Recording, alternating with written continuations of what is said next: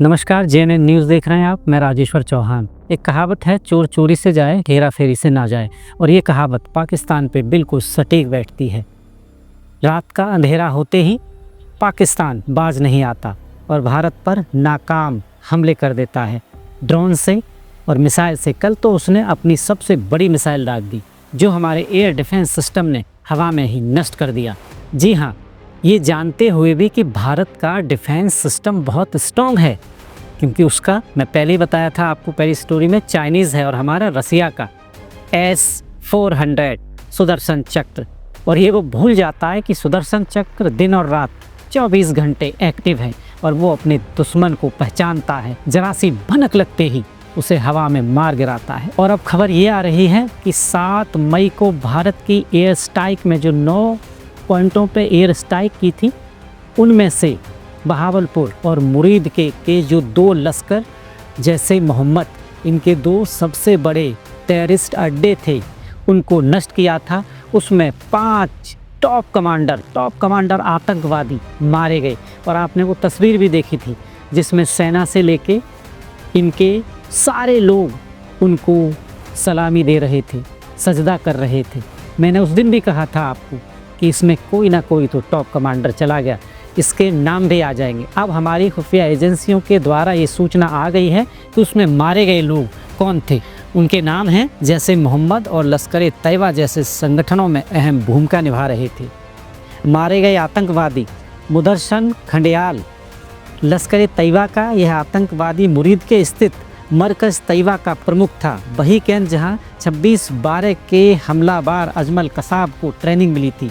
हाफिज सईद जमील जैसे मोहम्मद से जुड़ा जमील आतंकी मसूद अजहर का साला था, वह बहावलपुर स्थित मरकज सुभान अल्लाह का प्रमुख था और नई भर्ती की ट्रेनिंग करता था। मोहम्मद यूसुफ अजहर उस्ताद जी कंधार हाईजैक केस का आरोपी था और मसूद अजहर का साला था। यह जैश का हथियार परीक्षण था और कश्मीर में कई हमलों में शामिल रहा था। अब्बू आकाश लश्कर का आतंकी जो अफगानिस्तान से हथियारों की तस्करी करता था, इसका अंतिम संस्कार फैजाबाद में हुआ, जहां पाकिस्तानी अफसर मौजूद थे। मोहम्मद हसन खान जैश के शीर्ष नेता मुफ्ती असगर कश्मीरी POK में आतंकवादी घटनाओं में शामिल रहता था और वहीं से नए टेररिस्टों को भारतीय बॉर्डर पार कराता था। और पाकिस्तान दूसरे देशों के सहारे भारत से युद्ध लड़ने चला है। जो ड्रोन वो भारत की तरफ भेज रहा है, वो उसके नहीं, टर्की के हैं और टर्की आए बगाए उसकी मदद कर रहा है। पर भारत स्वयं सक्षम है, हम आत्मनिर्भर हैं। जितने गोला बारूद हम यूज़ कर रहे हैं, उपयोग कर रहे हैं, वो हम खुद बना रहे हैं। हमारी मिसाइल हम खुद बना रहे हैं। जिसके तेल और खाने के लिए जिस पे पास पैसे नहीं हैं, वो भारत से युद्ध करने चला है और कब तक करेगा। वैसे तो खबर ये भी है कि पाकिस्तान की कमर टूट गई है और वो भारत के सामने सिलेंडर होना चाहता है, पर आवाम का प्रेशर है। आर्मी चीफ किसको मुंह दिखाएगा? आर्मी चीफ आए बगाए पाकिस्तान को इस हालत में लाने का जिम्मेदार है। आर्मी चीफ ही है जिसने पाकिस्तान की ये हालत कर दी। राजनीतिक दलों की बात करें या प्रधानमंत्री की बात करें, वहाँ पर उनकी कोई वैल्यू नहीं है, सब कुछ आर्मी करती है। आप सालों से देखते आए हैं, मुशर्रफ से लेके जाने कितने लीडर आर्मी चीफ जो वहाँ के सर्वे सर्वा बने, और जब जब इस तरह का हुआ, उन्होंने पाकिस्तान की दुर्दशा कर दी। आवाम परेशान है और आवाम भी ये कहीं ना कहीं जानती है कि पाकिस्तान से युद्ध नहीं जीता जा सकता।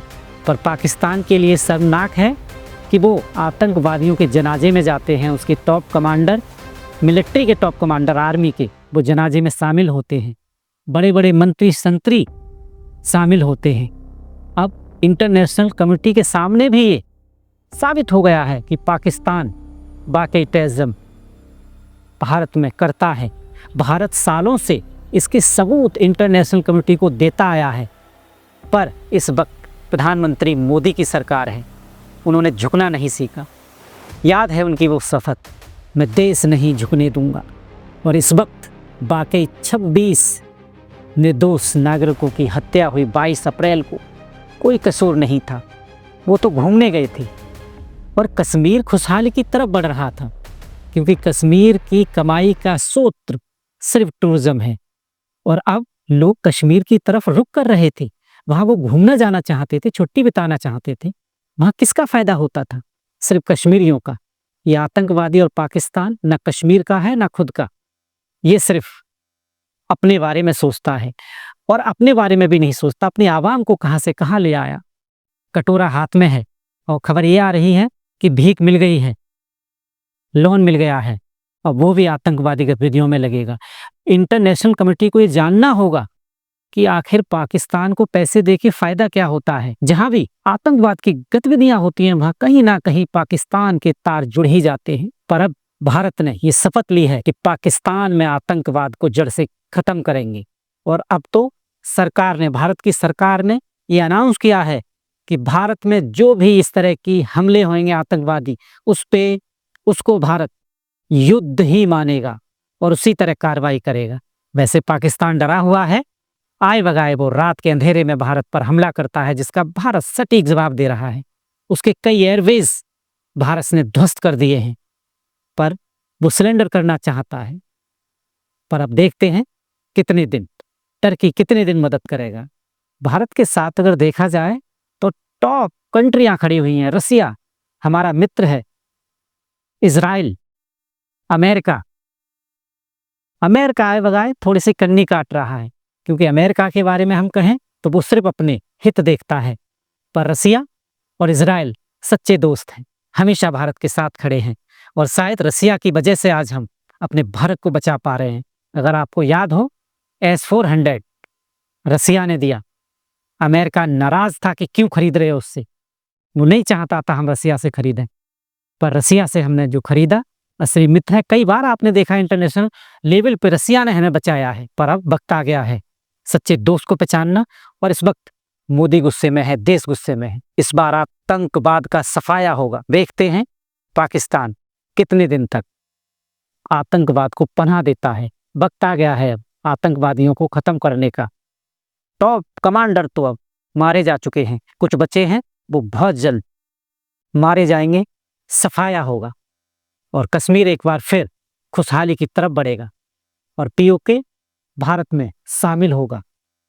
बलूचिस्तान से खबरें आ रही हैं कि वो लोग ये कह रहे हैं कि मोदी जी हमें भी आज़ाद कराइए।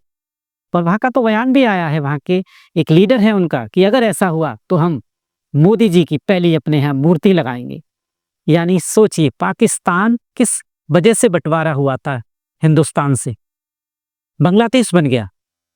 और वहाँ के लोग खुद पाकिस्तान से ही त्रस्त हैं, क्योंकि पाकिस्तान और पाकिस्तान की आर्मी सिर्फ जुल्म करती है और ये जुल्म की इंतहा है।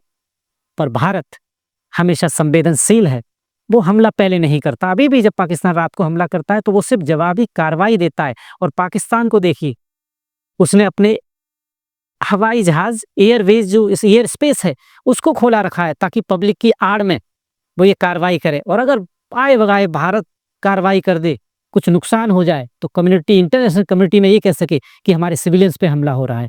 पर भारत इसी वजह से थोड़ा खामोश है। अदरवाइज तो पाकिस्तान कुछ घंटे का मेहमान है। पर जल्दी ही ऐसा सुनेंगे आप कि एक था पाकिस्तान। आप देख रहे हैं JNN न्यूज़। बहुत बहुत धन्यवाद।